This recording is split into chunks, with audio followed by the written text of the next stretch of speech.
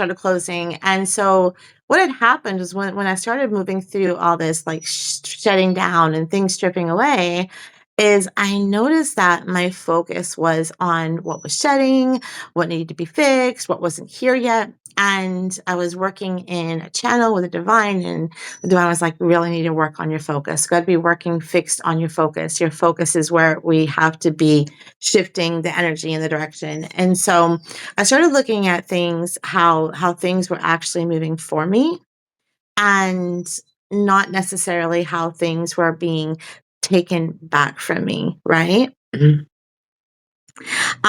Writing is so important for our mental and emotional well-being and development. And I will tell you, Epic Mercury, I agree with that 100%. And one of the things that I have found is as I've been on this blogging journey and writing every single day, and there have been days, like it's been like, 11:30 at night. I'm like, I didn't write my blog. And I go and I sit and I just like zone in really quick and write from my heart, write something from my heart. And it has really helped me in the healing of what I was actually going through in the past year. And there's been some big doors that have closed on me, but the writing has really helped to ground me. Now, I don't know if my writing has caught the fire that I'm looking for it to catch, quite yet.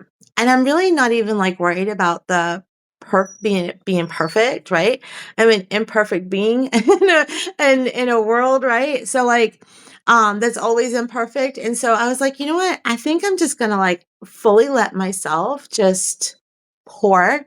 And as it starts to, there's some things I'm noticing as I'm moving through where I can like really catch on. Hey Tina, where I can really start to catch on in my writing and just kind of let it catch fire from there.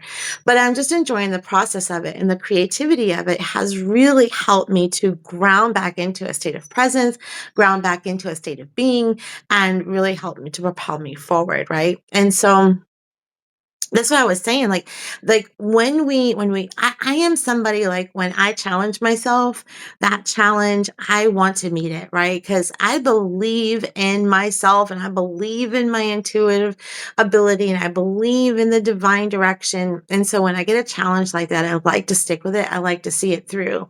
And it has been something that's been truly amazing. And Tina we're doing a 30-day live challenge, or no, excuse me, 30-day story challenge, video story challenge on the other social media.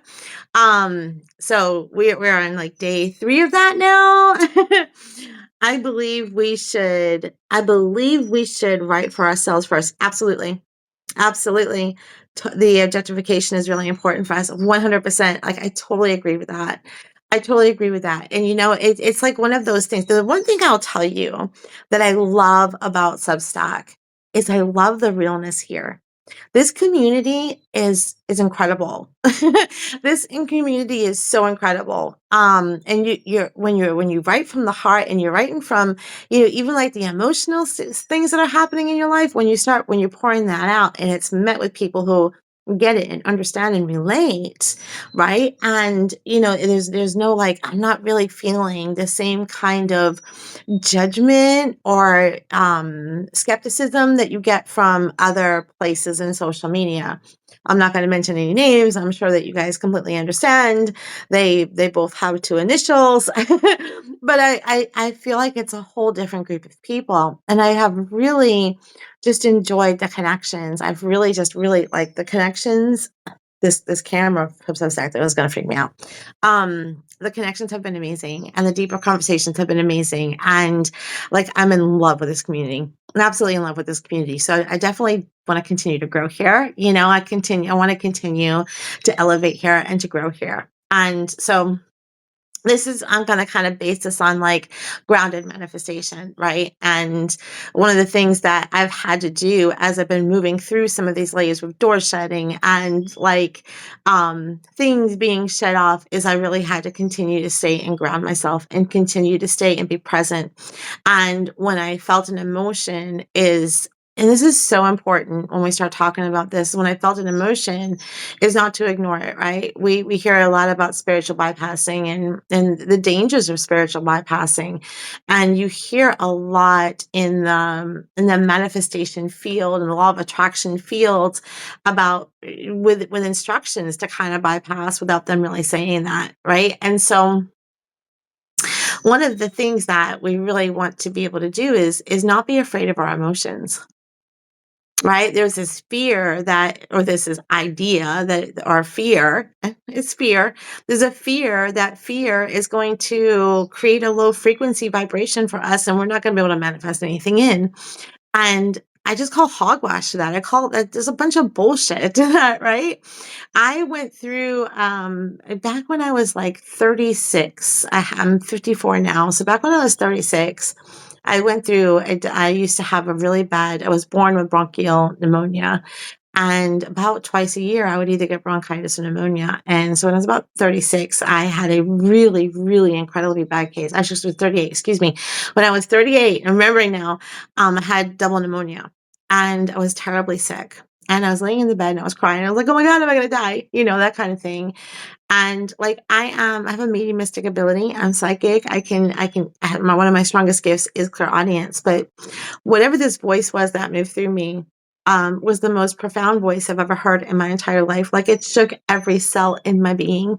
And I was at the lowest point in my life. And like I literally heard the divine come in, God come in, the voice of the divine coming in and saying, you have the power. And it was just that simple. And it moved through every cell of my being that it shot me out of bed. And I was like shocked, shocked. And like just like what in the hell just happened? Like that was so powerful. Um I healed. I began to change the way I was dealing with my sickness when people would call and be like, "Hey, how you feeling?" Instead of being like, "Oh my God, I'm so sick. I feel like I'm dying." I'd be like, "Hey, um, I'm a, I'm healing. I'm in the process of healing, right?" Because I didn't want to say I'm all better and bypass like what was happening. I wanted to be real, and so I knew that I was healing. And I actually started healing and I got better. And the crazy thing was is I never had it like for another 10 years or more, 10 or 12 years. I didn't have another bronchial or asthmatic attack or pneumonia.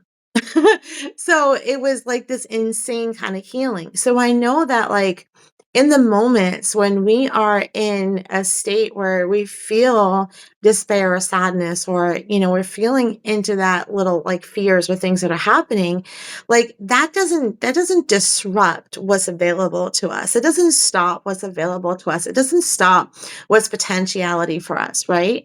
I think what stops the potentiality is when what we're focusing on, when we create a focus around something else entirely, right? When we start looking at like what we don't have and what is not here versus looking at what is here. And I think when things are shutting and doors are shutting on us, one of the things I had asked myself is like, if this is shutting, it must be for me. If this is closing off, it might be for me. And I had a very personal experience with a family member, with someone very important in my life, that like we had a huge disagreement and shutdown. And it's been a very painful process, but like I'm not, that's not, doesn't stop my momentum. It doesn't stop my movement. It doesn't stop my growth, right? But I do have to take more time to center in, be very present with myself and hold myself a little bit longer and try very much to stay in the now moment, stay very present with what's happening, because what is happening may be beneficial to both of us. And if there's healing presence, if there's healing that can be present, I want it to be available, and I don't want to push it away with my thoughts or with my ideas or my righteousness, right? Like I was ruminating the other day and I wrote about this, like just sitting there ruminating around the past, like around the timelines and looking at like where the experience that we had together was like really off. And there was exaggeration. I was like cementing down my timeline, like this happened, this happened, this happened. I was like, okay, yeah, I am right. And I was like, wait a minute, I'm trying to be righteous, right? I'm trying to validate my pain, and I'm trying to be righteous with this. And so I just stopped. I just stopped and I took a breath and I was like, okay, it is what it is right now in this present state. And there's things that is happening for both of us that is healthy. And there's things that definitely need to heal. And I want to allow that moment to heal. And I don't want to put any energy in any other direction. Right. I don't need to validate my pain. I don't need to ruminate anymore. I just need to be present with what I'm feeling. And I'm hurting and that's okay. Right? It doesn't mean anything about Alea Dawn specifically. Alea Dawn is hurting. That doesn't mean that there's something wrong with me. Alea Dawn is hurting. It doesn't mean that nothing else is available to me, right? I can hold myself. I can be with myself in that moment and respect myself, respect that space, and know that there are things that are moving in momentum for me, and there's timing and direction that is moving for me, and I just need to be present for what is. And sometimes that can be hard when we're in a scalable moment where we're scaling in the wrong direction and focus. And so one of the things that I always ask my clients to do is to really try to create, just a small presence practice in the morning. And I just did a devotion challenge with a group of amazing women, and about we just ended like last week of the Monday actually. And we just every day for 3 minutes, I just put us all into a presence practice where we're, just being with ourselves, not trying to meditate, not trying to force anything, not just breathing and being present. And that can be uncomfortable. It can be uncomfortable at first, but when you start getting used to it, you start craving it and it starts feeling better. And you could go longer and you could go deeper. And that presence practice it not only helps you in the moment, but it also gives you, as you're moving throughout the day, it's going to remind you to come back into a state of presence. It's going to remind you to come back into a state of focus, right? And so, sit with a glass of water, bless your water. Sit with a glass of water, bless your water. And as you're sipping the water, thank the water for bringing all those properties that you just blessed into the water to go into you. Thank the water for the nourishment of life. Thank you for the prosperity it's bringing. Thank you for the knowledge and the wisdom that it's bringing too. And thank you for the life it's bringing within you, and allow that water just to really just elevate you in that direction. And then, as we're moving through life and as we're moving through the emotions, when we have an emotion like fear, when we have an emotion like anger, when we have an emotion like frustration, like, don't bury it down. Be with it. I'm frustrated. It doesn't make me wrong. I'm frustrated. I'm anxious. I'm angry. It doesn't make me wrong, right? These emotions are actually spirit guides for me. I call my emotions my little spirit guides, right? Because they're pointing me in a direction. They're showing me that something feels off, something feels out of alignment, or something needs my attention. I need my attention, right? I need to focus back on my attention, back on myself, and bring myself a little bit of love. So our emotions are very much guidance points for us. So if we can have an emotion, have you ever had that moment where you're just like crying your eyes out, right? Like emotions moving through you, you're tearing up, you're crying, you can't stop. And then suddenly like your brain will start telling you all the reasons why you're crying. And next thing you know, it's like you're ruminating back around, 20 years ago when this happened and this person said this thing. And it just kind of creates this like little story. If you can allow yourself, one of the practices that I've taken on when I start crying or there's an emotional release that wants to come through me is I will let myself cry. And as I'm crying, I will say, I'm allowed to cry without making it mean anything. I'm allowed to let these tears flow without trying to find its source. I'm allowed to feel this right now and hold myself through it. And that has helped so much for me to get the full release from the tears and not create a story or an identity around it. Because the truth is that when we take good care of ourselves, when we are loving to ourselves, when we are supporting ourselves, we're actually creating a high frequency vibration for ourselves. I don't care if you're sad, if you're frustrated, if you're angry, if you're in fear. When you give back, when you pour back love into yourself in that moment, there's nothing more high vibrational than love. Nothing more high vibrational than love. Love is when we think about the law of polarity and they say that there's only two emotions, right? Fear and love. One, they're on the same polar line, but are exact opposites. If we're so focused in on that love and pouring back love into ourselves, we're in the right frequency, we're in the right vibration. We can have an emotion without identifying ourselves, you know? Who's feeling that? We can have an emotion without creating an identity around it, right? We can have an emotion without making it mean something about who we are. We can have an emotion without the idea that it's low freaking frequency. And we can have an emotion and love ourselves and understand that giving back is one of the highest frequencies the highest vibrations that we can give ourselves. You know, it's what the fears that we go through a lot of times are just our signal points to let us know that we're doing something new and uncomfortable, and our body's like scared, right? Scared that we're not going to be protected. And so the only way to show ourselves that we're protected is to lean in deeper, not run away from it, but to lean in deeper, but also to respect the emotions that are coming up along the way.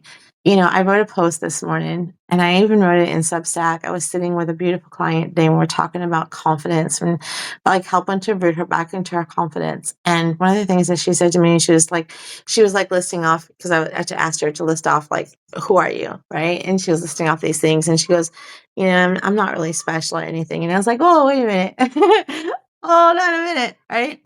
I said, I think you're very special, and like, that just, like, ticked off, like, a whole thing, and I wrote this post that started with, "I'm special," and, like, when I wrote it and I posted it, I cringed, right? There's, like, this whole cringy kind of feeling. It felt really, really uncomfortable, and I was like, "Oh my god, people are not gonna understand what I mean when I say this."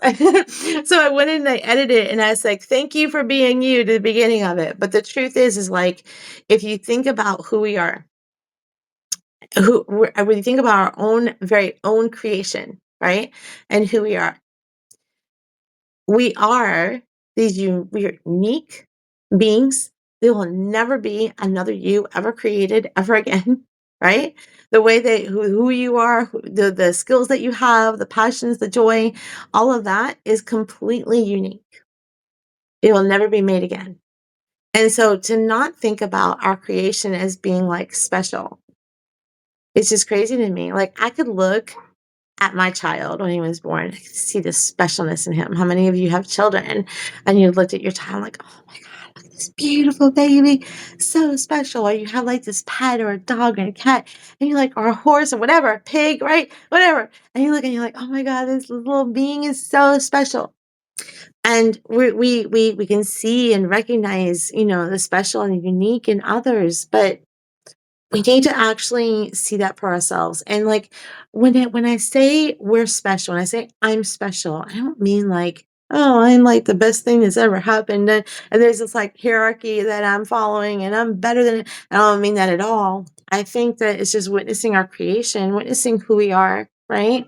Witnessing our uniqueness, witnessing our specialness, witnessing our skills, witnessing our experiences and what we've grown through and all of that. And if we're able to really recognize that within ourselves, then we can start recognizing our possibilities. We can start recognizing our potentiality.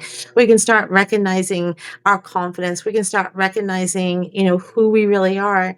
And most importantly, when we start seeing that within ourselves, we can see it in one another.